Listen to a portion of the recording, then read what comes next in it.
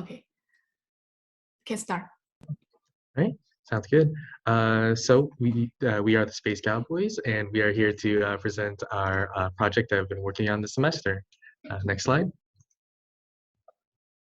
So this is the team that worked on the project, and throughout the presentation, we'll be speaking at different parts, mainly where we've been working on. Next slide. So the first thing we're going to go over is the mission overview of our project. Next slide. So our mission is to collect 50 kilograms of soil samples from each of Mars's moon, Phobos, and Deimos, as well as determine different physical properties of each moon, such as the sediment composition, seismic activity, solar wind, and topography. More importantly, we also want to achieve a successful manned mission to the Mars system in order to give us a better blueprint for further manned missions to Mars. Next slide. This is the overall concept of operations. More details about all these different things will occur later. But essentially, we will have the EEV will have an initial departure on August 21st, 2037. It will await in Mars's orbit at a 5-sol parking orbit for the DST to arrive on January 1st, 2040. Eventually rendezvousing with DST on January 6th, where the astronauts will transfer from the DST to the EEV. From there, we'll go from Phobos to Deimos and stay in Deimos's orbit as the solar cells recharge. Eventually, after completing the mission on Deimos, it will arrive back at the DST at January 19th, thus ending the mission after 19 days. Next slide. From here, we're going to go over the trajectories design, and I'll pass it over to my teammates from here. Next slide. All right, so first we had to pick a departure date. We did this based off the port dot plots. In order to look at the port dot plots, you have to find an area where there's 2 blue areas in both the departure and arrival. This signifies the lowest delta V, and we found that the optimal would have been August 21st, 2037. This was the lowest delta V required to make it for the January 1st, 2040 deadline. Next slide. Here we show initially circular orbit around Earth, and then we do a burn of 3.01 kilometers per second to depart the circular orbit and enter into the interplanetary transfer orbit. We did this on SDK using the astrogator propagator and the Lambert solver. Next slide, please. Here we have a video showing the spacecraft on its interplanetary transfer. The total time of flight was 215 days, and we reached Mars on March 24th, 2038, and we did a prograde burn of 1.48 kilometers per second to enter into the 5-day parking orbit. The total delta V for the Earth to Mars transfer was 4.48 kilometers per second. Next slide, please. Here we have the ideal visiting sequence. We did 4 different options. We mapped all of them in SDK, and we found the total delta Vs on the right. The optimal option was going from the DST and then going to Phobos and then straight to Deimos and then back to the DST. This required a total delta V of 3.711 kilometers per second. And now we'll get into the delta V breakdown for each phase of the mission. Next slide. So from here, we will spend 5 days in the parking orbit to allow time to dock with the DST and have the passengers dock with us. We will depart for Phobos orbit on January 6th, and it will take 24 hours to get there, which gives a total delta V of 2.5 kilometers a second. So the next step in our mission was to go from Phobos to Deimos. So after spending 2 days on the surface of Phobos, we initiate our transfer on January 9th.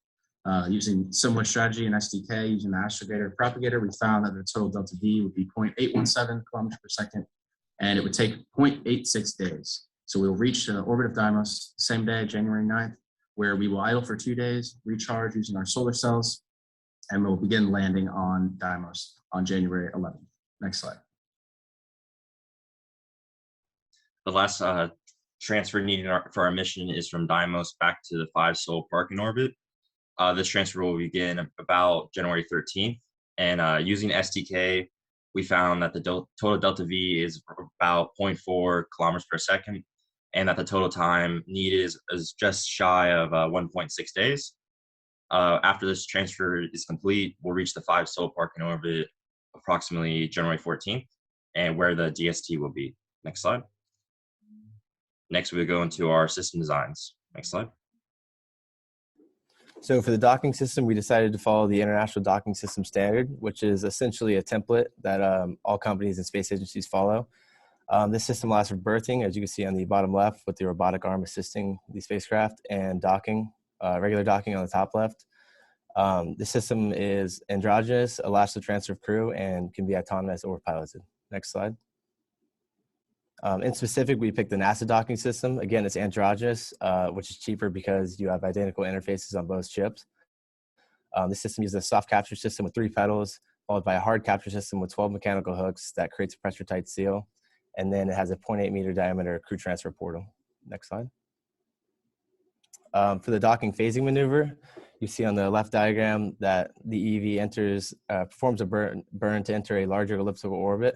This essentially allows it to slow down and reach the same spot as the DST in the far right diagram, where autonomous docking sequences can then take place. Next slide. So the next system we are going to go into is the ascent, descent, and landing system. And the biggest thing we wanted to keep in mind was that the gravity on these moons are so low that their surfaces are not spherically homogeneous. So the amount of spots where the force of gravity is normal to the surface is limited, and that just kind of makes it difficult to select a landing spot. So one of the biggest things we wanted to keep in mind was the ability to land on an incline. So here on the graph on the left was from a study where they investigated different dampening techniques for the legs, as well as different landing leg configurations, 3 up to 20 legs. You can see that the variable dampening system was far better. On the y-axis, we have the maximum touchdownable inclination angle, so the biggest incline we can land on safely. And you can see the differences from 3 up to 20 legs. And we'll go into what our choices were in a second. Next slide. The next thing was the maximum touchdownable lateral velocity. So the fastest we can be going to the side as we land. Again, variable dampening system on the legs was the most effective. And you can see a sharp increase from 3 to 4 legs. And even up until 5, there's still a pretty sizable increase. So these 2 parameters allow more landing spots for our team. When we have our landing spot selected, that will allow more room for error when landing. So we'll just it'll simplify our landing procedures and make it more safe. Next slide. So we conducted a trace study where we considered cost, the lateral velocity, the touchdownable angle, and the weight. We looked at 3, 4, and 5 leg systems, and the 2 materials that we took into consideration were aluminum steel. The 5-leg aluminum system came at the top with a 9 score in the matrix, and then on the bottom we can see the 3, 4, 5 leg configurations for the maximum touchdownable angle contour maps. Next slide. And to compare through all these structure-wise, this is the free body diagram that we used. There are 2 struts in the design that are attached directly to the EEV, and the force is essentially the mass of the EEV divided amongst the different legs, with the applied force being at the bottom left where the 2 struts combine to the foot there. Next slide. So next I want to get into the surface mobility system. And first I want to point out that once the EEV lands on the moons, we will be staying in one spot, and we have an arm that will be digging around where we land. So as we are in that spot, we need something to hold us in place. So we have what's called holding claws. We're going to have 4 per feet, and it's going to be 6 inches tall, or 152 millimeters, 50 millimeters in diameter, or 2 inches, and 5 millimeters thick. Each one is weighted to or rated to hold 1140 newtons in bending.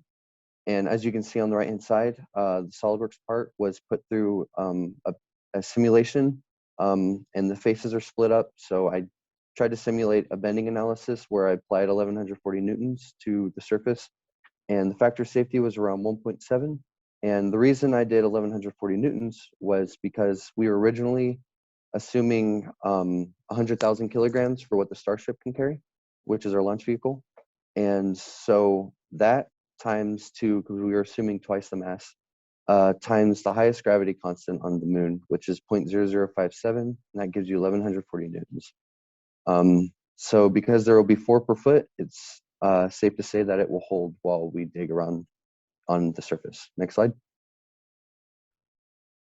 Okay, so now for the sample retrieval device.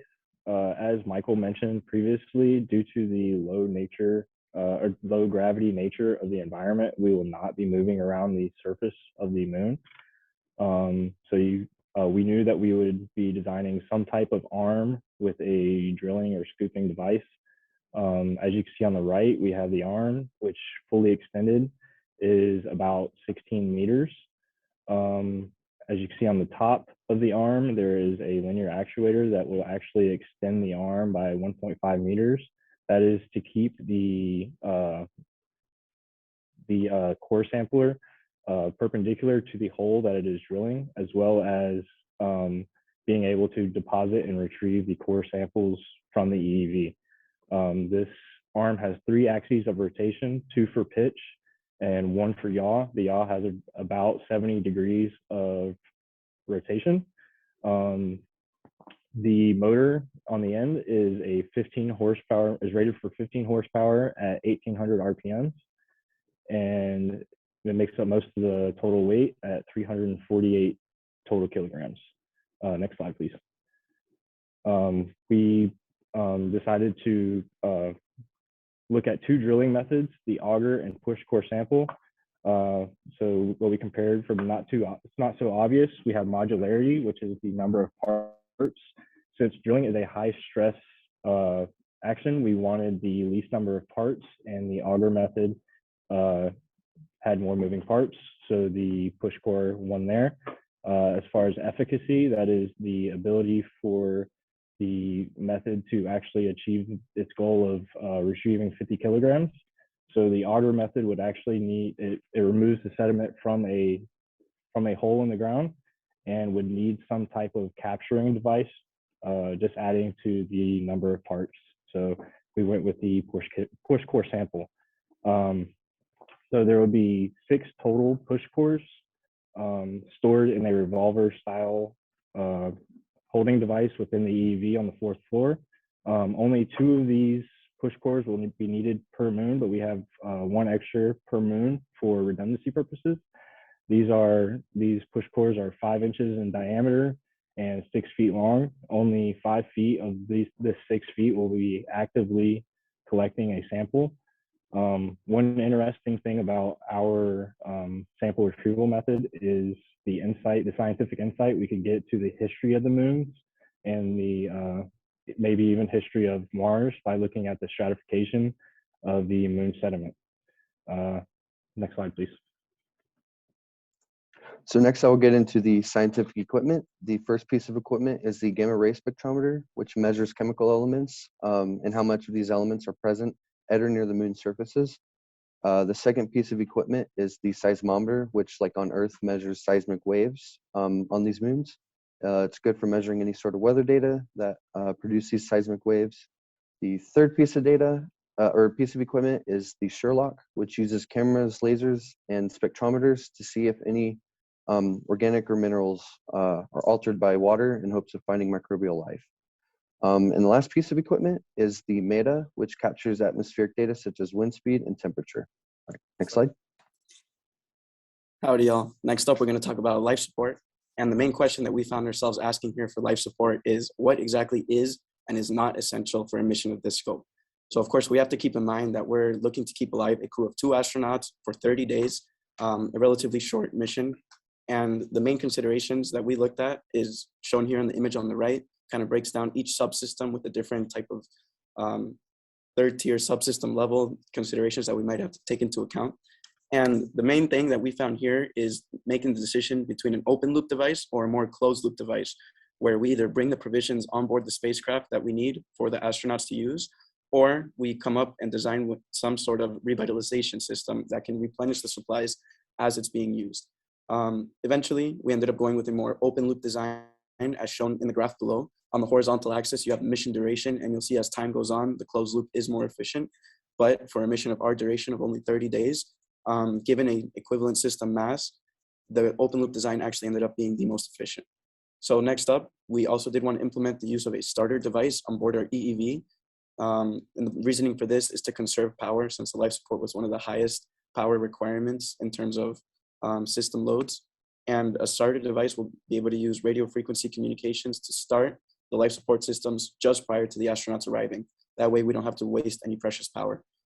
The final thing I want to bring up is that we used equivalent system mass calculations to sort of compare the different systems and subsystems that we might include in our design for the life support. Next slide, please. Right here, we see 3 examples of different decision matrices, specifically for the carbon dioxide removal, for the water management, and for the oxygen dispensary systems. And one of the things that we looked at are power, the system mass, the volume, and the heat generated. Eventually, we decided for these examples to pick a lithium hydroxide redox reaction for carbon dioxide removal. For water management, we decided a multi-filtration system would be best. And for oxygen dispensary, we actually decided to go with the more open loop option, where we would bring the amount of stored oxygen that we require for the astronauts on board. Next slide, please. Again, here's just a chart that details the different ESM and percent mass power consumption breakdown per subsystem for life support. The main takeaway from this slide is that we have a total power consumption of around 750 kilowatts and a total weight of around 2,900 kilograms, coming in at one of the largest values for any system. Next slide. Next slide, please. So when selecting a launch vehicle, our team took into account options from the private sector as well as technologies developed by NASA. The 3 candidates we whittled it down to were Starship, Falcon Heavy, and the NASA Space Launch System. The 3 categories we thought were most important when evaluating these designs were cost. First, because that ends up being a significant chunk of the cost of a mission is the launch vehicle historically. We also needed payload mass to be a priority. That just allows more mass we can put on our EEV without restraining our creativity or our design choices based on our total mass, as well as payload volume, which is just the size of the payload fairing and just allows us to be more liberal in our design and have a little bit more freedom when creating our EEV. So as you can see, the Starship won by a long shot. Although it hasn't launched yet, the most ambitious estimates from the company are sending humans to Mars by 2026, which means by our launch date, the vehicle will have 10 plus years of tested launches to the Martian system, which just makes us feel a little more safe and has the opportunity to prove the reliability of this launch vehicle. It's fully reusable as the company advertises, and that just brings the cost to consumer extremely low. And the volume that's planned for these launch vehicles is very high. So that just brings the launch costs down to around 10 million based on estimates right now. And the payload fairing is just massive on this vehicle. It gives us over 1,000 cubic meters of space to work with when designing our EEV. So that's why we chose Starship. Next, we will move into the propulsion system of our EEV. Here you can see the gravitational force of our EEV went on Mars's moons Deimos and Phobos. The 3 types of rocket engines that we looked into are monopropellant, bipropellant, and cryogenic. And the main difference between these 3 are based on their fuels. Monopropellant, their oxidizer and fuel are combined into one, while bipropellant, they're separated and they'll react chemically in the combustion chamber. Cryogenic is very similar to bipropellant, but it's kept at a really cool temperature, so the fuel can be kept in a liquid state rather than a gas state. Next slide, please. First, our main thrusters for our EEV. These thrusters will be used to initiate the orbital transfers of our mission. Here you can see a trait study for the thrusters. It was based on 3 objectives: propellant mass needed, the specific impulse, and the thrust. The winning engine was the AJ-10 118K. It produces around 43.7 kilonewtons of thrust, and with a specific impulse of 319 seconds. And partly why we select this one as well is it's well tested and really reliable, since it was used on the Delta II for almost 30 years, and is non-cryogenic bipropellant as well. Next slide. Next, we have our reaction control system for our EEV. Here you can see a trade study for it, using the same ejectives as the main thruster. The RCS will be used for attitude adjustments when performing the transfers. For our EEV, we have 16 total thrusters, which would give us good precision when in the transfers, and we'll have great control around all three axes of the EEV. And like the main thruster, this is well reliable and really tested since it's used by NASA on the Apollo and it's going to be used on the Orion as well. Next slide. So here are the fuel calculations used when figuring out the propulsion system. The main fuel is going to be Aerosine 50, and the oxidizer is going to be N2O4. The rough ratio of the propellant system should be 1 Aerosine 50 to 2.9 N2O4. And throughout the calculations for our required delta V, as well as the mass of our vehicle, the total mass of propellant comes out to 29,000 kilograms for a total volume of 25.51 meters cubed, including a factor of safety of 1.2 for any unexpected maneuvers we may have to perform. Next slide. Getting more into the specifics of the power systems required for the EEV, there was two primary power sources that could be used for most space travels. It's either nuclear or solar. Nuclear is more efficient and more powerful overall. However, for a manned mission of our caliber, it would be safer and more well tested to use a solar form of power production. So we went with that. And in terms of when we are not in solar capacity, we would be using battery powered. And more into the specifics of the solar panels we're going to be using gallium arsenide-based solar cells, which are the same ones that the ISS uses, which we estimated to be roughly 14.8% efficient with a factor of safety of 1.5. For our mission, we're expecting a maximum power consumption of 6.92 kilowatts with a mean power consumption of 4.61. And this would require 82.59 meters squared of solar arrays, which would be about 170 kilograms without the truss required. And in terms of our batteries, we're going to be using 4 lithium-ion batteries, which are capable of holding 16 kilowatt hours. And these 4 in unison are going to be weighing about 780 kilograms and are going to be about 1.8 meters cubed. And more into the power breakdown of our systems, the major takeaways here are that telecommunications and sample retrieval are going to be the 2 primary draws of power on our EEV. And in terms of the mass of the power system, the batteries and the solar cells themselves are going to be the primary draws there. Our power system is roughly going to weigh 1,776 kilograms. Next up, for the telecommunication systems, we actually decided to design a deep space laser-based optical communication system. The main driver for this decision is that we decided that we needed to ultimately have a very large bandwidth with high transmission speeds of around 1.2 gigabits per second. However, this doesn't mean that we're not going to be using the traditional radio frequency type communications. We still plan to capitalize on already existing Martian hardware and systems like the Mars Reconnaissance Orbiter. This is going to hugely drive down the cost for something like a laser-based optical communication system, which comes in at a whopping power requirement of over 2 kilowatts. That was one of the biggest considerations that we had when designing this system, as well as a latency of around almost 13 minutes and an 800 nanometer spectrum laser. Next slide, please. Right here, we see a trade study that we use to compare different systems for telecommunications. The biggest takeaway from this slide is that we put a lot of weight onto the transmission speed and that we want reliable, high quality data to be sent at a high rate of speed from the Martian atmosphere, from the Martian lunar surfaces to Earth. Next slide, please. So for the thermal systems, we're going to start with the active part. For this, we use radiators and cold plates, which work through a similar system, which is a fluid flow loop. The cold plates, which are pictured on the top right, have water flow through them and take excess heat from the scientific equipment and mainly batteries on the ship. This connects to an ammonia loop, which flows through the radiators and goes to the outside of the ship and releases the excess heat as infrared radiation. As you can see, the total radiator area we found was 85.31 meters squared, which is based on the total power of the ship of 6910 watts. Finally, we have the heat pumps, which increase the heat rejection of the radiators and pull about 160 watts. Next slide. In terms of our passive thermal systems, we are going to be using multi-layered insulation, which is going to be a thin reflective film on the inside of our walls, which is going to reduce heat transmission to from the inside of our EEV to the outside, which is expected to be about -40 degrees Celsius around the Martian moons.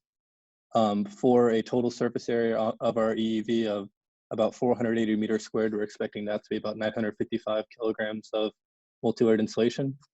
And for the thermal protective system, which is going to be another protective layer around the astronauts themselves, again, to prevent heat transmission, but also to reduce radiation. Given a 120 meter squared crew compartment, that's going to be about 1,200 kilograms. And into the breakdown itself of our expected thermal systems in terms of mass and power, the major takeaways here are going to be the multi-layered insulation and a thermal protective system being a majority of the weight. And the only power consuming device on the thermal systems is going to be the heat pumps. The expected mass of the system itself is going to be about 2,860 kilograms, 160 watts of power usage, and it's going to be about 4.4 meters squared in volume, meters cubed, excuse me. Now we move on to kind of the overview of structures. The main building material we're going to be using is aluminum 6061 T6 alloy. Its yield strength is 276 megapascals. The internal pressure of our EV is assumed to be roughly 1 atmosphere.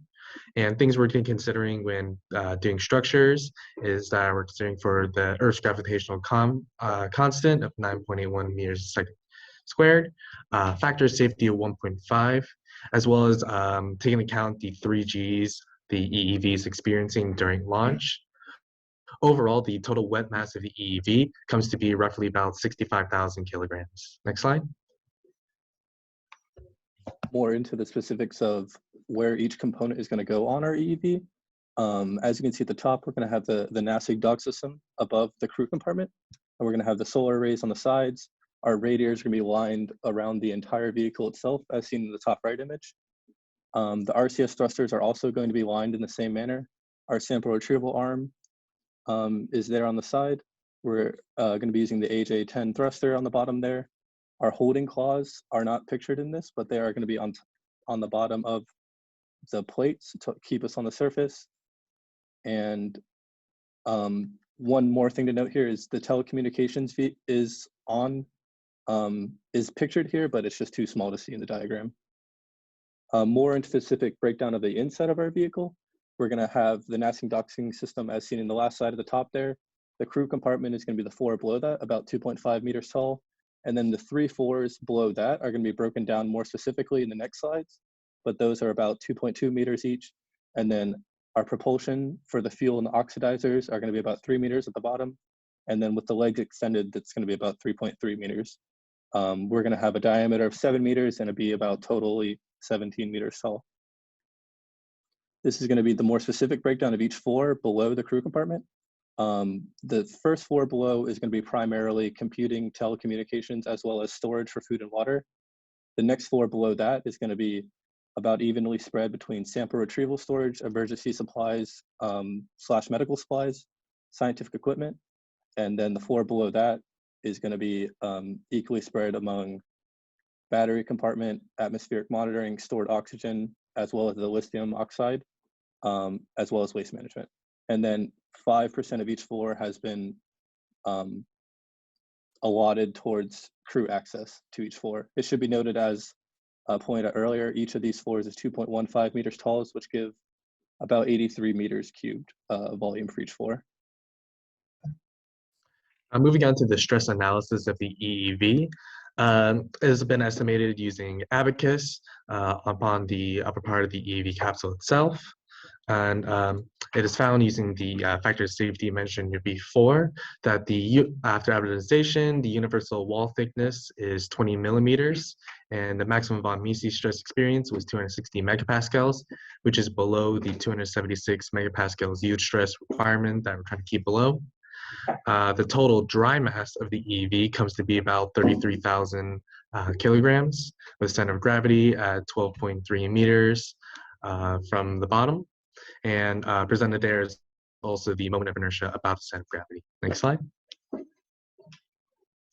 When analyzing the legs, we use the exact same configuration shown prior to when discussing the ascending and descending landing systems.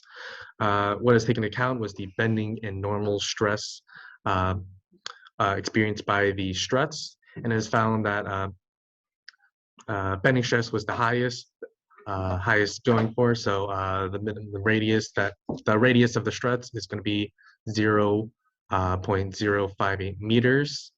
And all in total, with the 5 legs and the 2 different struts, that the total mass comes out to be about 2,100 kilograms.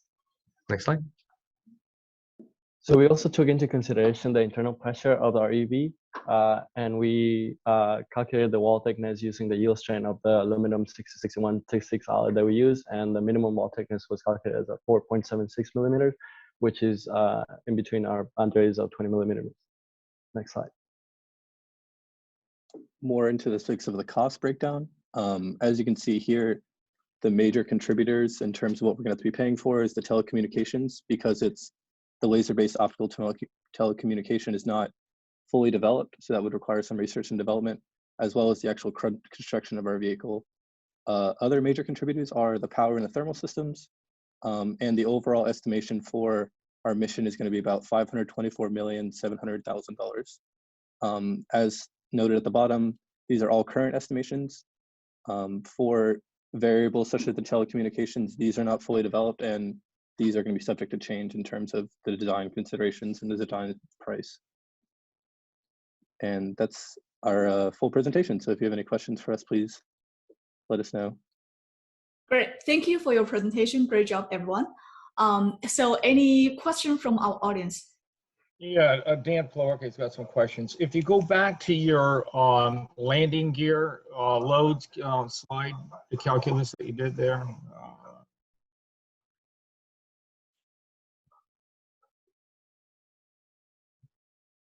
Was toward the end. Yeah, back up.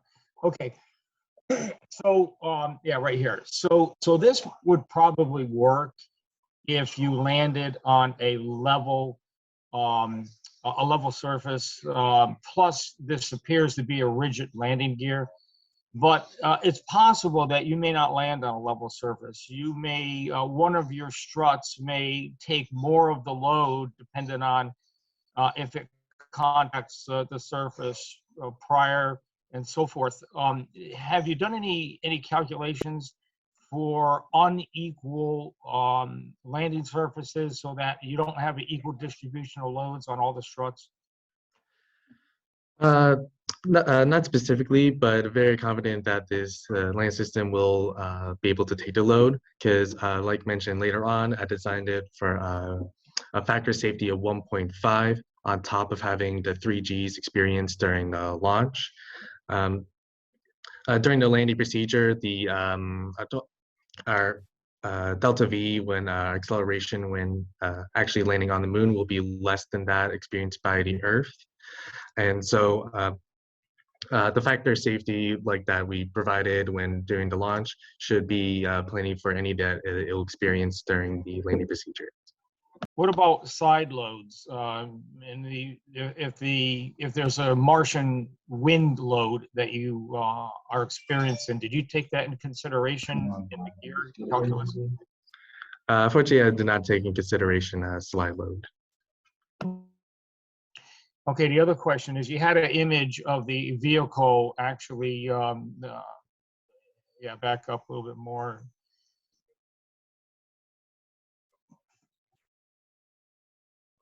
Right there, right there.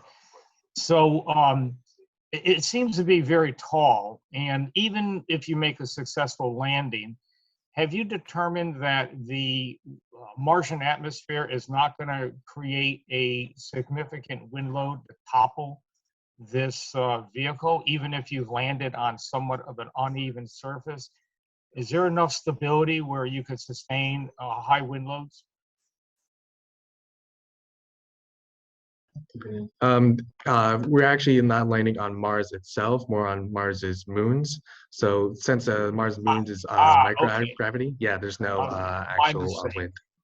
Okay, disregard then. Appreciate it. I thought you were landing on a Martian surface. Thank you. No problem.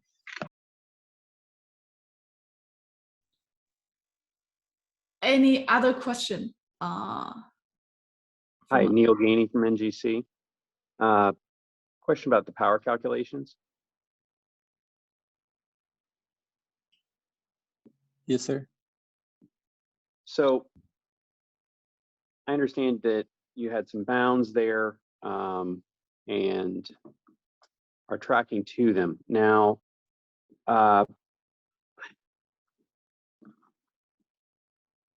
what types of margins did you all have planned and accounted for in here? And well, let's start with that. So for our overall mission, we have a factor of safety of 1.5. As well, for the power calculations, we tried to have about a 20% extra margin of error as for times when we would not be in the solar, be able to either have our solar arrays extended or be outside of reaching point from the sun. So Okay. in overall, it should be about a 1.7 factor of safety for the power distribution.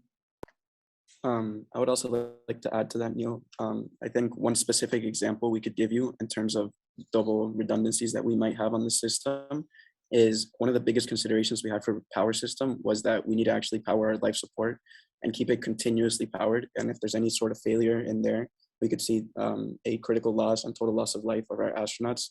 That would be considered a worst case scenario, I think.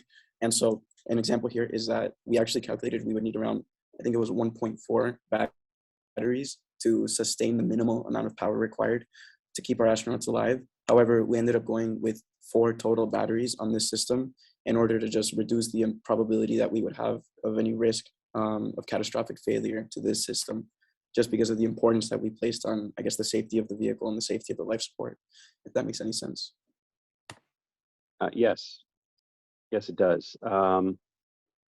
I was also thinking about kind of the possibility of having a John Young situation, which I don't know if y'all are familiar with that, but early on in the Gemini program, John Young snuck a corned beef sandwich onto the capsule.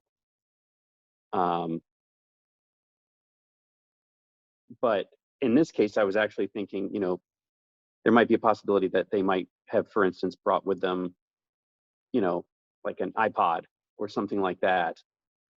Not necessarily food, but maybe some type of media device or something like that, where that might throw some of the power consumption calcs off. So, not one of those things that you're going to be getting necessarily in requirements from the customer, but definitely the type of thing that, maybe informally or, just kind of back of head might not be a bad thing to just kind of have there, particularly if it's not going to really end up impacting significantly your costs, or having ready in your back pocket if that type of discussion comes up with the customer. Yes, sir. I think I agree. We're not quite certain what the future is going to look like in around 15, 20 years in terms of entertainment and what kind of media an astronaut might want to bring, for example, on the spacecraft. But I think an example that I might want to point to for the power system, where we kind of considered this, is the starter device that we chose to implement on the life support system. And that realistically, we actually do have to account for the travel time from Earth to Mars, and we are going to have people on the deep space transfer over to our EEV. And I guess that was just one way to cover and minimize the costs and the power required to support, let's say, life support. And we wouldn't actually have to have it started or booted up and performing its main functions until we have the astronauts arrive. So I guess that's one way to, cover anything that might be outside of the necessary scope of just probing the 2 moons on Mars, but that we might also have to consider for our systems. Check. Thank you. Thank you for the question. Thank you for the question. So any other question from our audience?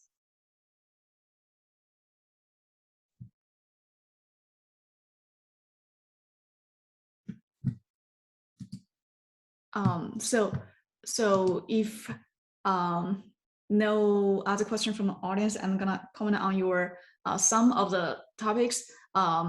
So overall, great job. I really like your presentation and everything. But just my personal opinion, on some topics, some trivial things that you may consider putting in your final report. So if you agree with me, of course. So let's start from the very end. So I see that you have the cost breakdown.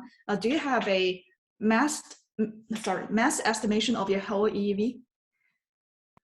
Like an overall mass of the EV mentioned, that was it was 64,000 kilograms overall. Let's see. So in the in the launch vehicles, can you change to the launch vehicle selection? I don't know which page. Sorry. Okay, I think page 30. Yeah. So you said the estimation of EV is how much? The mass?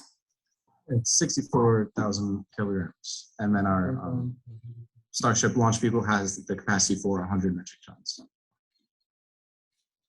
Okay. Okay. So this if this is situation, then there's no need to do the trade study because basically there's only one satisfy your. Yes, that's very true. This trade study was conducted before we had the final mass decided. So we kind of picked Starship because it gave us that freedom to design a little bit more liberally and have a bit more mass, which I guess kind of seems a little backwards now that I'm saying it, but that was our choice. Yeah, I understand. I actually made the same mistake because I think in the first video in the first class of the video, like when I talk about syllabus and the whole project, everything, I also put the launch vehicle section at the beginning. But in the second video, when I talk about like, okay, what is a topic sequence and where to start, and I actually change the launch vehicle to the very end because I feel like, okay, after you design everything, you know the size, like what the diameter, what the height of your EV, you have rough estimation of the mass of the EV.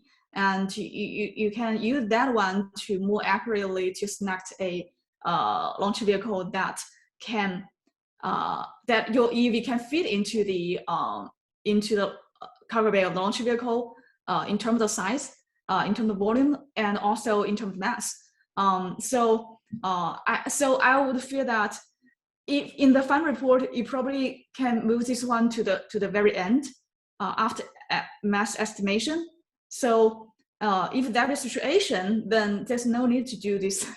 You can just put some justification there. Okay, we consider 3, but only Starship satisfied the requirement simply in terms of the payload, right? And also, even the trade study, I think I feel like a lot of times it's not so the trade study of also in the propulsion system, the thrust, and the trade study here. Well, we know that for satisfying the requirement, if there are several candidates that all of them satisfy all the other requirements, we know that the cost is lower the better, the mass is lower the better, and other things. But for example, for the thrust, it's not the higher the better. You understand what I mean? So let's say you have the propulsion system, main propulsion system, you have reaction control propulsion system, and you have a calculation of at the very beginning, like based on the acceleration on the field demos. So you probably have a general idea of the thrust-to-weight ratio if for our main propulsion system, for our reaction control system, and you can use that to have rough estimation of the like what is actual thrust required for our main propulsion system, based on how many engine you use, like reaction control system, and what the torque you need to provide to optimally deliver everything. So you should have a rough estimation of thrust required, and then you can consider, okay, add some margin.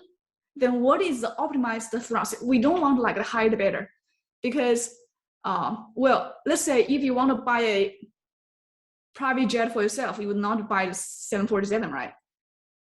So that's what I mean. So I feel like always for the payload capacity of launch vehicle, you put like, okay, the better the higher the better. And for the thrust, for the main propulsion system, for the reaction control system, also you scale it as scored it as the higher the better. But sometimes if you do a detailed analysis, what's the actual thrust required for this system, it's not the higher the better. You add some margin, and if it's enough, that's good. Extra, not necessary. And if we put extra there, it probably will cost more weight, more cost, and everything. So that's my feeling about the trade study for this part. And for the structure,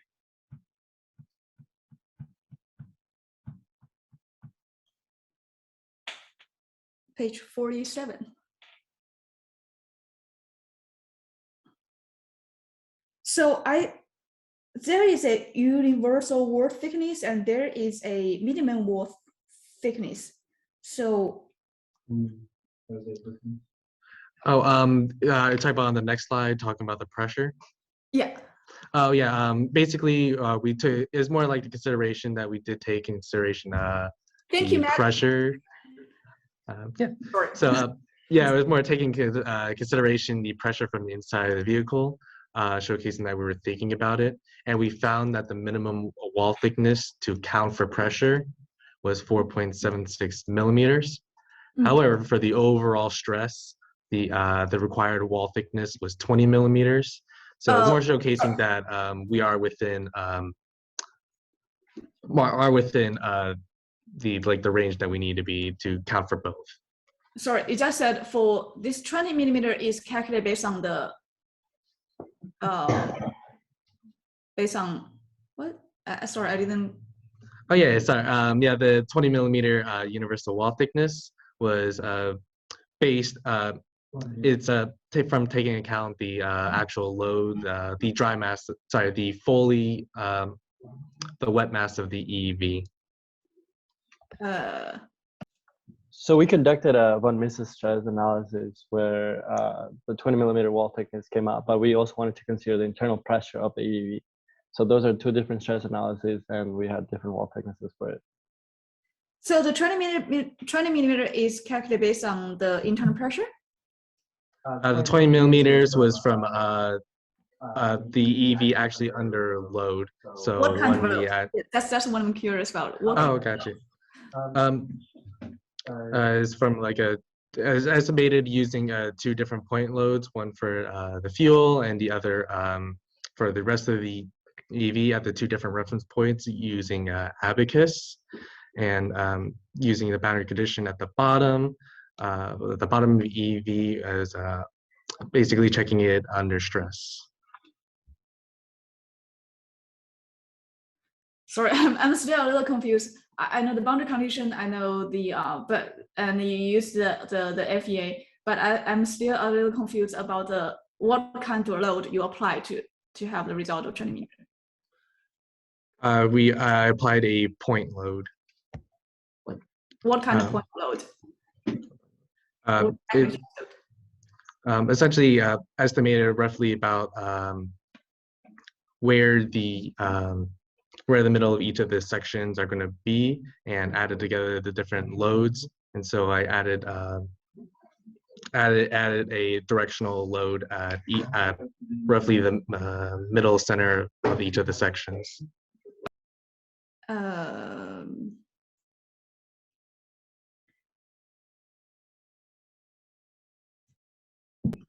But you're asking like where do the loads come from?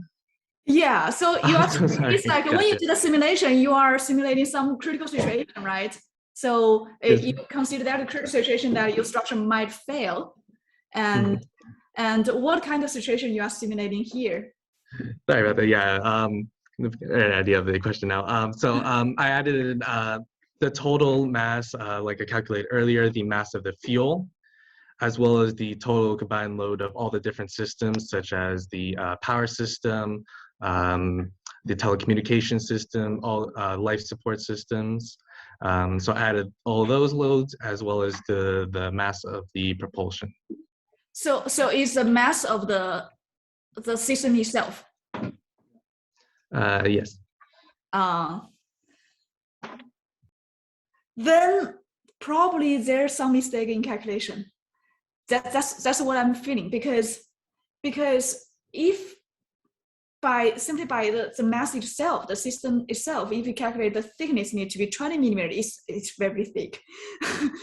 It means that there might be some problem in your calculation. And I do not think in the structure analysis, the mass of each system itself is a critical situation of your structure analysis. If your structure will fail just because it has your engine there, it has a propellant tank there, and it will fail in that way, then your structure is really like, it's not reliable. So first, I do not think the situation you're talking about just now, just simply by the weight itself, the mass of each component system itself, and you simulate as a point load, it's a critical situation. And also, I don't think that should be considered as a point load, because you have the propellant tanks, you have the engine, you have the crew there, you have the everything. In the end, it should be a not concentrated force, but kind of distributed force. If you put all the weight into a concentrated load, that's like too much beyond the real situation. That's probably why you have the wall thickness calculated very large. So when we simulate something, we want to get, we cannot like simulate like really in real situation, but we want to make a situation as close to the reality as possible. I do not think that you can put all the weight and simulate as a concentrated force. That's my understanding. Yeah, that's my understanding. So probably in your final report, you can think about more what kind of structure analysis you really want to do. For this one, I suggest you want to check that one. And also in the first page of structure, the structure overview, page 43. So you have the G experience during the launch. So this 3, is it launch from Earth or launch from the Martian moons? Launch from Earth when it's sitting inside of the rocket payload section. Okay, so have you considered actually this situation is more critical than your component just sitting there in a static situation? That was I added in when adding in the load, I added in the 1.5 factor safety, as well as the 3 times gravity that it's experiencing during launch. Oh, okay. So the 20 millimeter you calculated just now is already included these 3. Yes, ma'am. Oh, okay. Now I understand. Then this one, this analysis is this kind of situation is I take that back. It's good. It's critical situation. Yes, it's true. And the only thing you probably consider to revise in your final report is that don't use concentrated force. Don't simulate the whole mass to be a concentrated force. It's like it's not a concentrated force applied on your structure. It's more like distributed force. So so that will kind of can decrease the universal wall thickness requirement and make the thickness more reasonable. 20 millimeter is just very thick. Yesterday, there was one group, I don't know what's wrong in their calculation. They calculated the wall thickness is 0.6 millimeter. So so whenever you see that something is like a little bit unreasonable, you may want to check if either your calculation is wrong or your methodology is wrong, or your, like what you just said, simplify everything as concentrated force. That you may need to rethink about that point. And for the, I think structure, that was it done. For the thermal system. So I'm not sure it's because you didn't put it here, or probably you already done in your final report. So do you have a total thermal load estimation? Yes, I did a calculation assuming a constant radiative emission of about, I think it was 9 watts, just constantly emitting. And that was taken into account to calculate the mass of the heat exchanger here. Okay. So is this estimation based on like, okay, our EV has this life support system, has this avionics, have this like whatever system that will generate heat and add them all together? Did you estimate the total thermal loads in that way? Or it's just like, okay, that kind of vehicle has similar as ours, so I use I don't know, how did you estimate the total thermal loads on your EV? It was mostly just given the initial heat inside of our vehicle and the outside heat and the emissivity of the walls. That's how I was trying to estimate it there, just given a constant heat transfer.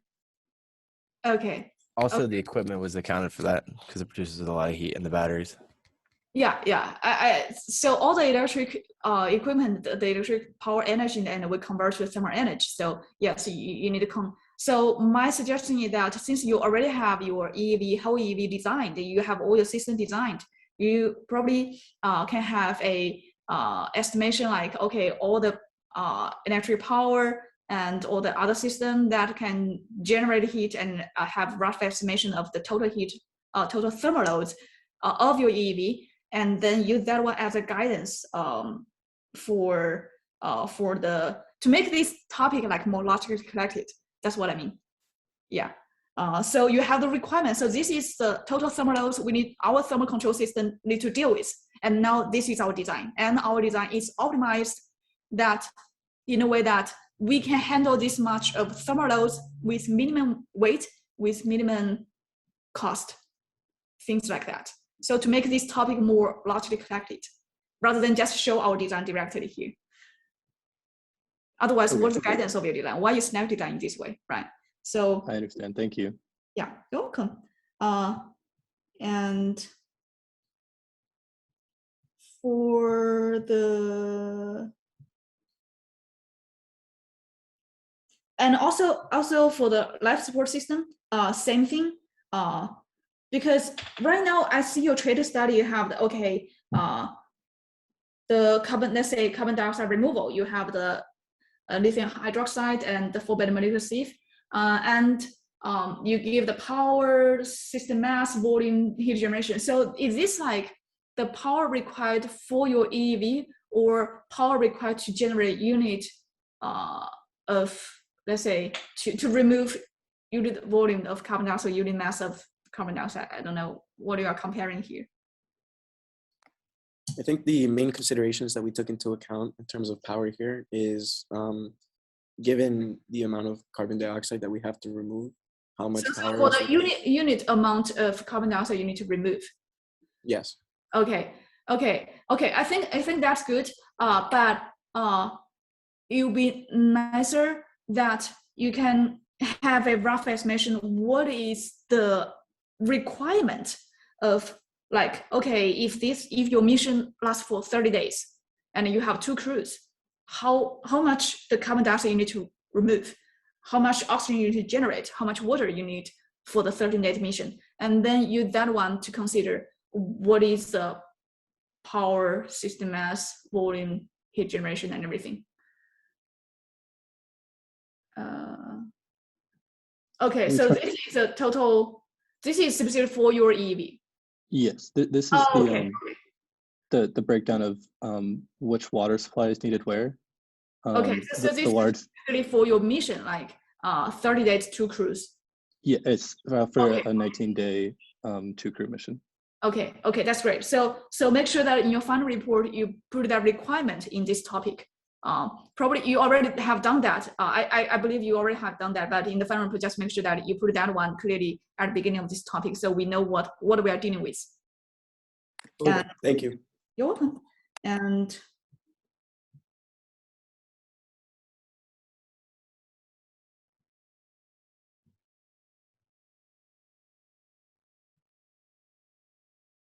I think that's it. So overall, I really enjoy your presentation, and I think you handled the question from the audience very well. And remember to send me the video. And great job, everyone. Work hard on your final report. Have a great day. Thank you. Yes, thank you. Thank you. Welcome. Bye. Thank you.